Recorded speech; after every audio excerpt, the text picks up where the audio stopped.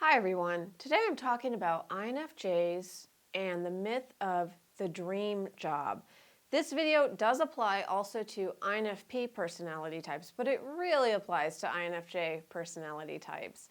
INFJs tend to idealize their vision of a dream job. I've done this in my past. I've worked with numerous clients and students who have done this.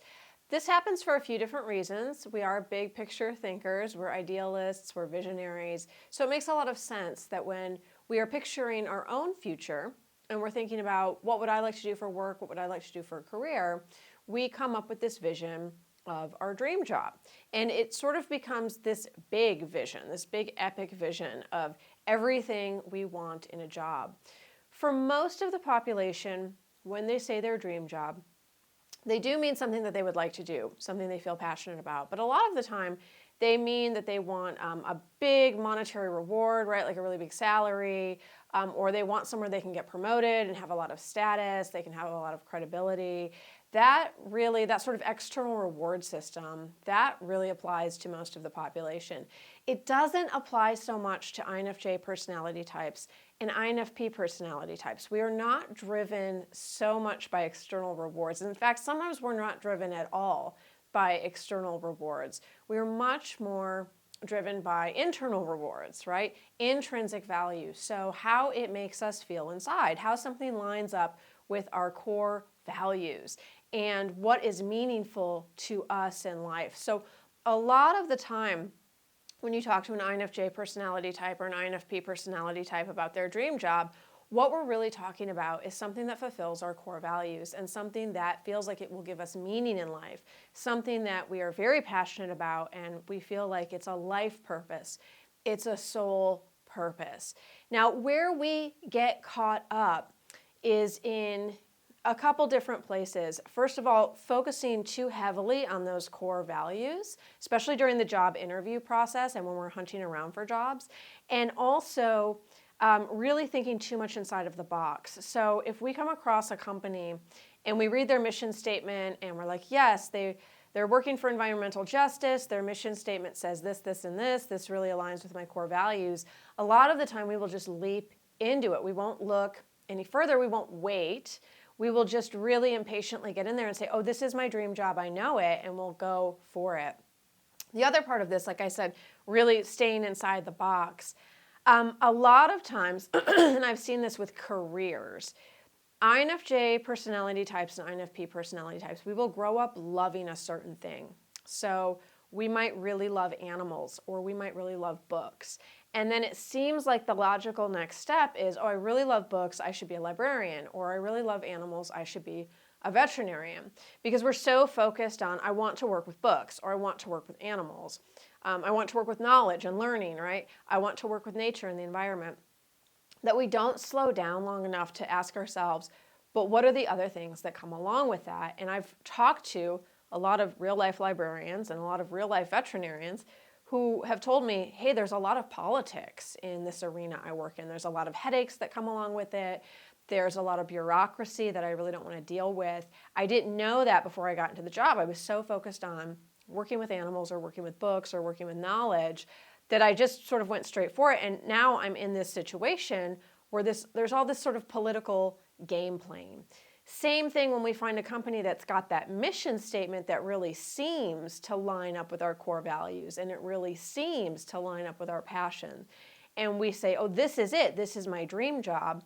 Then we actually join the company and we find that it's a lot like most companies are. There's a lot of internal game playing. There's a lot of different people who have different agendas. There might even be some corruption or some deception.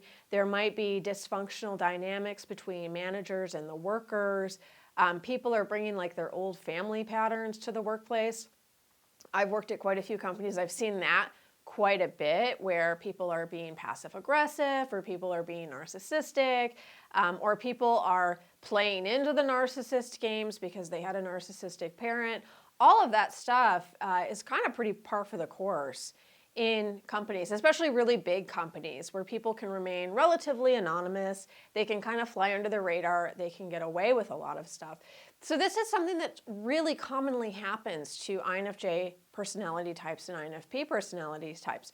We start out with this vision of our dream job, and we become very attached to that. This is it. I know it. I love this thing. I'm meant to do this. And then we go right for it and we grab onto the first opportunity that seems to align with those values, that seems to promise that vision, without slowing down and without asking ourselves, wait, is this actually a good fit? Is this actually what I want? I know the company's mission statement says this, this, and this, and they work on these issues, but it's also a company of 5,000 people. Am I going to feel like I'm too lost? Or, oh, it's a company of 200 people, but it's an open office plan, and everyone's expected to be there 5 days a week and work in this open office. Is that going to work for me as an introvert, as a highly sensitive person?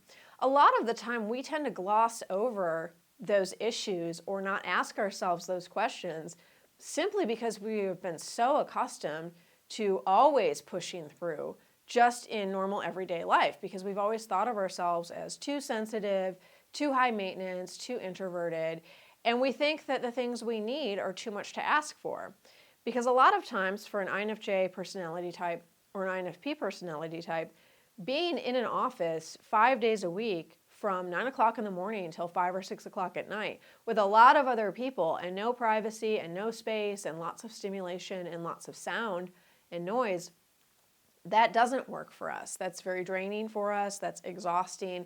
And we can go into burnout very, very quickly in a situation like that. So what will happen a lot of the time, we'll get that dream job, right? Like we'll see that mission statement, we'll see what the company stands for, or we'll say, this is it. I want to work with books, or I want to work with animals, whatever it is.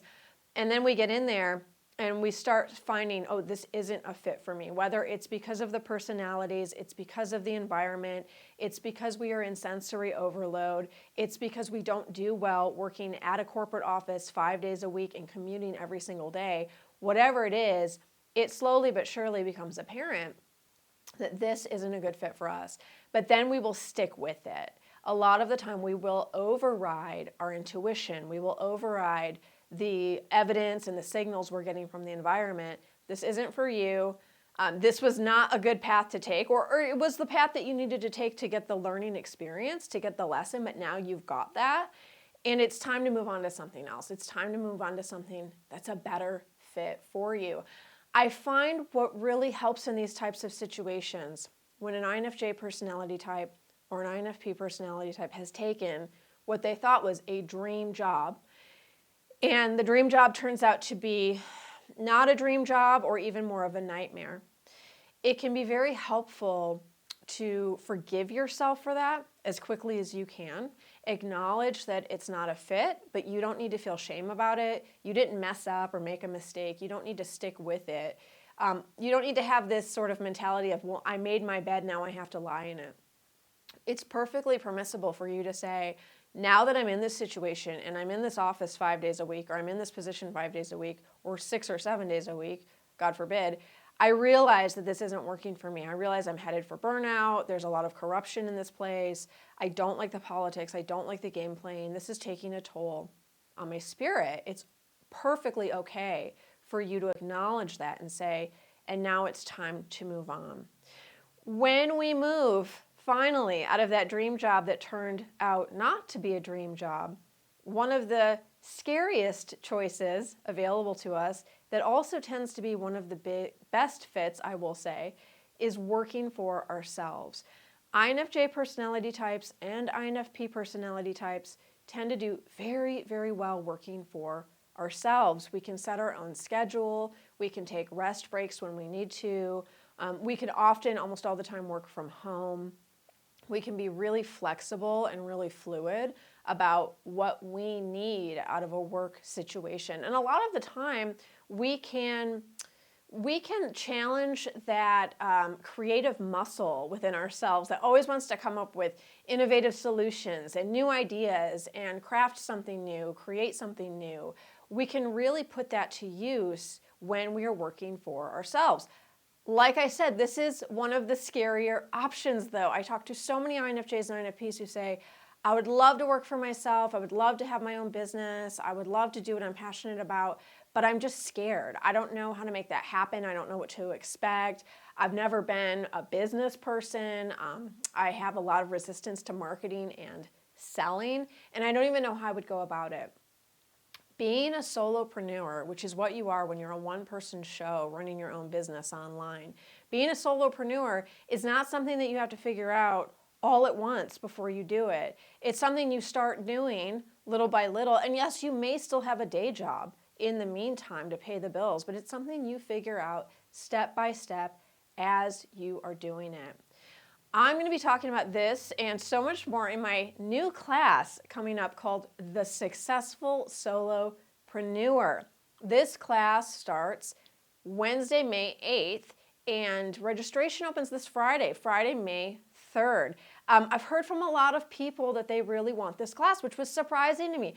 I wasn't planning on teaching this class so soon this year, but in my last few classes, I've had quite a few students email me and say, now is the time. I want to start my own business. I need a career transition. I'm really feeling the call. I'm really feeling this nudge from within. That now is the time. But I also feel very overwhelmed by all of the sales and marketing and coaching programs out there. I don't know where to start. I don't want something that is cheesy or slimy or is going to make me feel inauthentic or is going to push me to doing things I don't really want to do.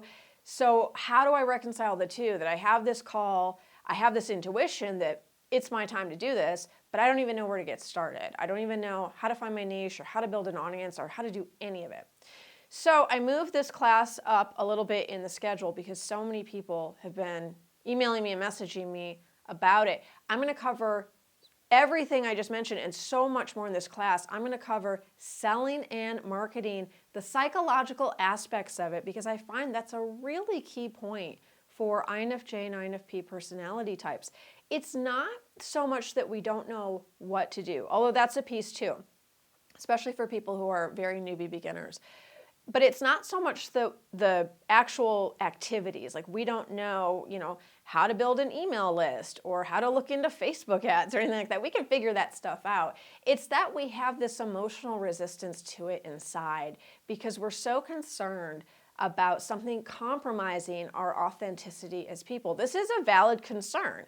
If you're online nowadays, you can see that it's kind of a mess out there. And there are a lot of people who are showing up online in a very false way. That doesn't work for INFJ and INFP people. We can't show up in a false way. It makes us feel sick inside. And I know that might sound a little melodramatic, but if you're an INFJ or an INFP, you know what I'm talking about. When we show up in a way where we feel like we're being dishonest or we're out of integrity, we immediately feel it in our body and it doesn't feel good. So I'm going to be talking about those kinds of issues in this class. Yes, it is a business class. We're going to be focusing on the nuts and bolts of creating products and crafting offers and building an email list and selling and marketing and all of that. But we're also going to focus on what that means for you specifically as an INFJ personality type or an INFP personality type. Some of the very specific and particular roadblocks you might run into as you're trying to do all of these things, emotionally, spiritually, psychologically, and how you can work with that. How you can work with that in a way that feels good and doesn't feel overwhelming and is sustainable over time. If you have questions about this class, please email me, lauren@laurensapala.com. Like I said, registration opens on May 3rd and is open for 5 days until May 7th. We start class on May 8th. So please get me your questions if you have them. And please sign up for my newsletter. You can find the link in the comments box below. That's where I'm going to send out all the notifications and updates about this class and other classes, when registration opens, when it's closing, all the good stuff you need to know. So please sign up for my newsletter. Thanks so much, everyone. I'll see you next time.